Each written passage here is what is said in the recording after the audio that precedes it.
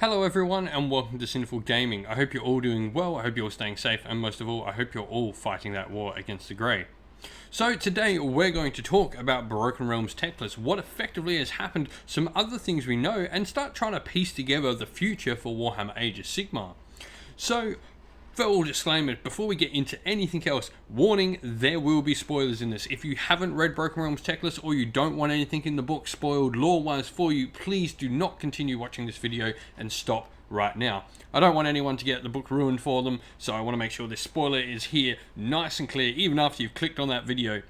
Please, if you don't want spoilers, don't watch. No regrets. We'll catch you another time. But with that in view, now we're going to go into the video and we're going to start talking, so there's going to be spoilers once again. Last chance to leave. See you later. Alright, so let's begin by talking about the story for Broken Realms Teclis, and then after this we'll go into a dive and start talking about particular things in this. So to start with, the book opens up and starts talking about Settlers Gain that is under assault from some undead legions. Now, Settlers Gain should be immune to all this. It has a bunch of protective wards, and the Lumineth have made sure they've taught the humans and other residents of the city how to deal with all this stuff. But it doesn't seem to be going too well for Settlers Gain. Death is more powerful than ever at current in the mortal realms. And so what ends up happening is eventually Teclis and Slanash arrive and save the city. And that is the general gist of that first act. Now, with this, Teclis starts to sort of rekindle hope and shows that the undead can be defeated. And that is his end goal, I guess, through the whole book. He wants to show that there is a way to beat death, that Nagash is not all powerful. And so there's this really cool scene where him and Nagash, he sort of transports his spiritual body over and has this conversation with Nagash, who has some cool little mirrors behind him of 5 of his most trusted generals, 2 of which are blanked out. And they sort of have this back and forth sort of chat where eventually Teclis gives him some warnings, Nagash makes some threats, yada yada yada. In the end, Teclis decides he's going to lead an army into Shaiish and he's going to tear down these monuments to the Ossiarch Empire. Now, the cool thing about this, at the time, Tyrion cannot be helping Teclis. He's got something much more worrisome to deal with, and it's really not clear what that thing is. Maybe it's Slanash, who knows? But that is definitely not what is happening. Teclis is going to lead an invasion into Shaiish all by himself, and the Lumineth Realm Lords are going to go in there and kick some butt. So eventually Teclis does go into Shaiish, and he does eventually, after some complications, tear down these Ossiarch monuments. It's at this time that he sort of has this commune with Alario in between realms, and he sort of has quite a few of these throughout the entire story. With these, Alario starts to warn him that now's maybe not the time to be dealing with Nagash and Death, as there are more pressing matters that concern the Elven Pantheon. You don't exactly get what Alario is alluding to. She's very sort of withheld in what she's telling Teclis, but maybe is she talking about Slanash or stuff like that, maybe Kragnos coming forth or something like that. She's sure of herself that Teclis isn't on the right path, but she's not going to stop him on his path that he currently is. What does Alario know that she's not telling here? This is the most interesting part for me. So in the end, we sort of get where Teclis starts going back and doing his fighting against legions, and then we get the return response from Death. So the plan back for Death is to send 3 generals to 3 different parts of the mortal realms to try and counteract Teclis' advance. Manfred hops off to Goran, and he's going to sacrifice some Nurgle followers, mainly fighting against Rotigus and Horticulus Slimax, as he tries to sacrifice all these Nurgle followers to sort of empower his own visions. However, it's actually Alario and her Sylvaneth that come and save the day, and they actually end up foiling Nagash's plans. Sort of weird that she actually sides with Nurgle in this. Surely that's only gonna make Nurgle's, I guess, obsession with her only the greater. But in the end, she sort of fights off, and she is a pretty big badass in some of these fights as well. You'll find that she must be getting a War Scroll update with some of these fights that she wins. Sounds pretty boss to me. In Chamon, the realm of metal, Neferata is attempting to make a ritual to collapse a realm gate there, but for some reason a Caradron ship mistress comes along and sort of sees what's happening, and then goes back and tells the Lumineth, and end up coming and stopping the ritual and thus stopping Neferata. Perhaps the most interesting part of this act though involves Arcane. And so we have Arcane, who leads a force into the heart of Eumetrica with a null myriad Ossiarch Bone Rippers force at the core of it. This force of Ossiarch Bone Rippers tries to attempt to destroy a particular realm gate, and in the end they do fail. With both Teclis and Tyrion otherwise engaged, Arcane then flees to another realm gate that's on the very edge of the realm of Hyeish itself. And Eltharion, the light of Eltharion, follows him. For those who don't know, Eltharion actually was killed by Arcane in the world that was. In the end, the battle between Eltharion and Arcane is mighty, and Eltharion actually ends up winning, literally pushing Arcane off the edge of the realm, disintegrating him in a blinding display of light. If Arcane is dead, who knows? Can he ever come back from what has just happened? We don't know. He's utterly destroyed in this instance though. And so this is the first major death I think we've seen in Broken Realms.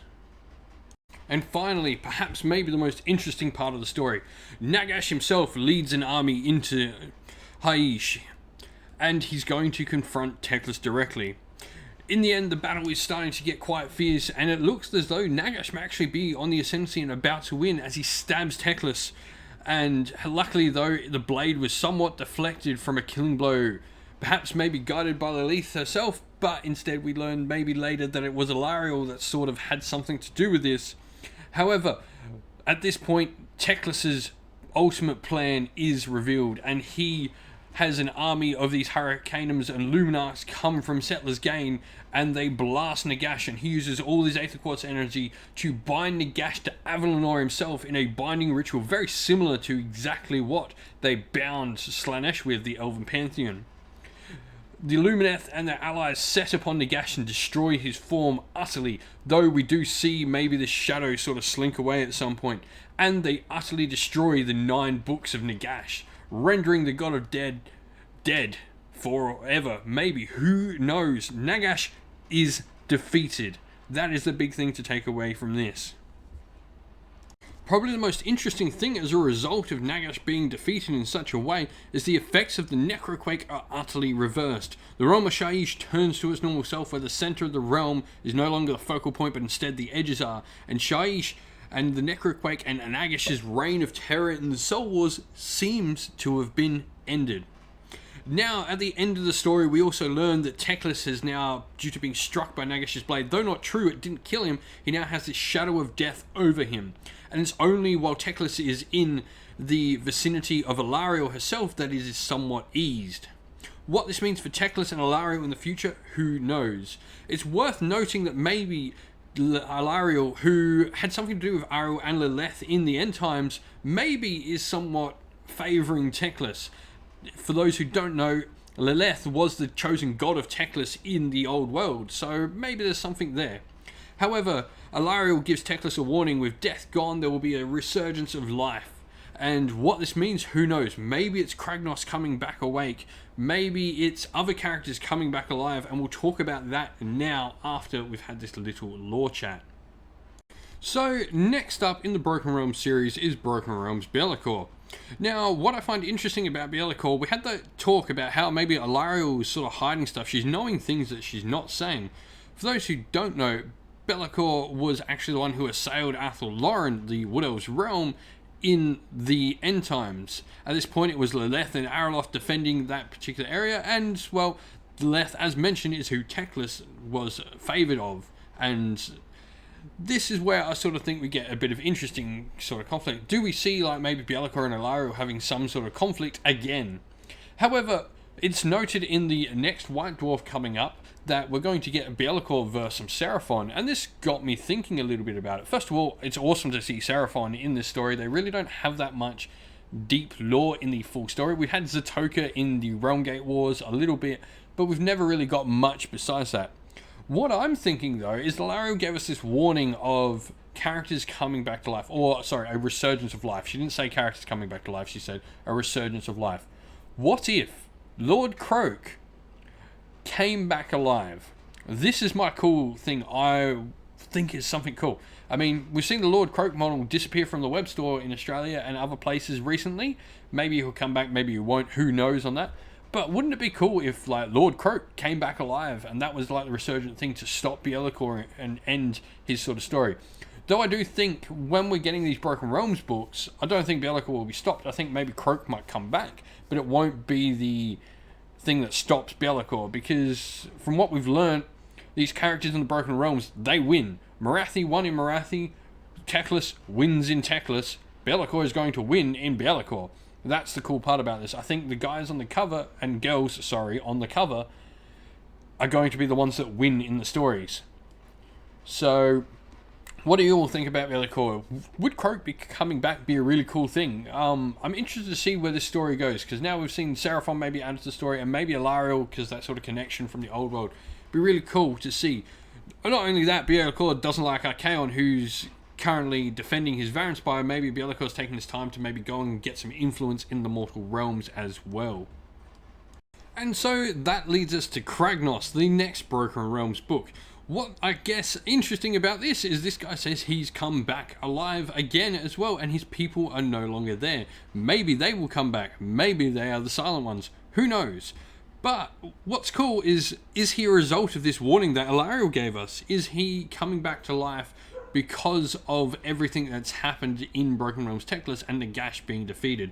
This, I think, is the question we need an answer for. I'd be really interested to know what exactly happens. Also, taking a look at this picture, it does appear that there's a city in ruins down below the feet.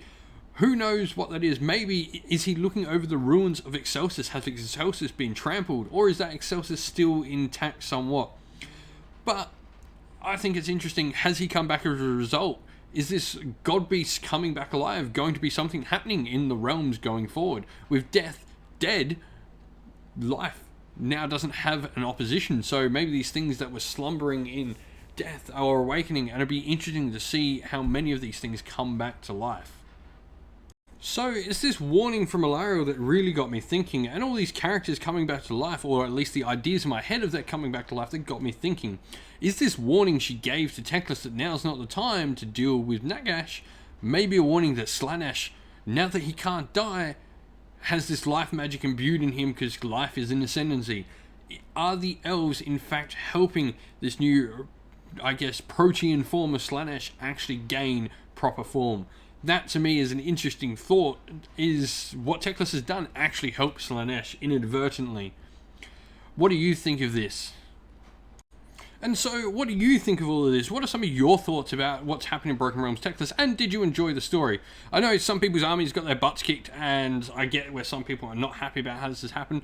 But for me, even Nagash and Arcane going, it really gives a lot of room for other Death characters to grow. I'm interested to see where Death can go without its big sort of overarching lord. I mean, Nagash controls Death, so without him there, what's going to happen? It'd be interesting to see, I think. I'm really interested to see where we go from Broken Realms Teclis. I can't wait to get Bellacor, which hopefully should be coming out next month. We're getting the little coin, so we should be seeing Bellacor soon.